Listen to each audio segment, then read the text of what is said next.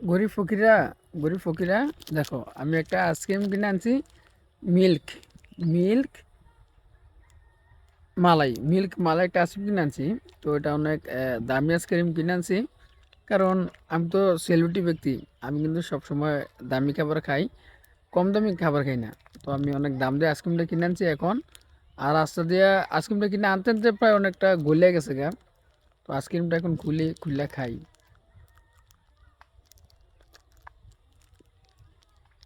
যেটা গলে গেছে এটা এমনি খাই কি, ভিতরটা খুলি।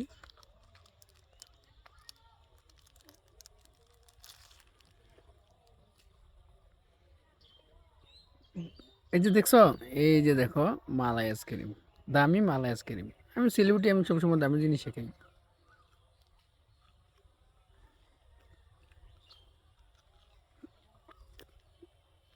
হ্যাঁ, কি সুস্বাদু, কি টেস্টিকর, মানে বলা বাহিরে, এত সুস্বাদু।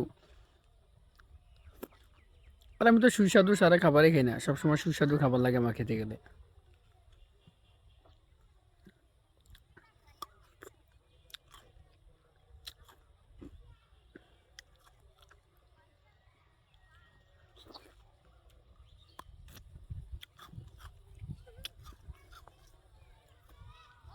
তো গরিব ফকিরা, তোমরা তো দেখলে আমি এই দামি আইসক্রিম খেতে আসি।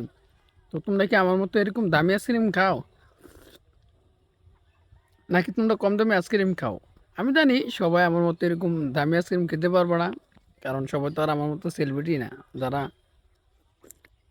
সেলিব্রিটি একমাত্র তারা এরকম দামি আইসক্রিম খেতে পারে।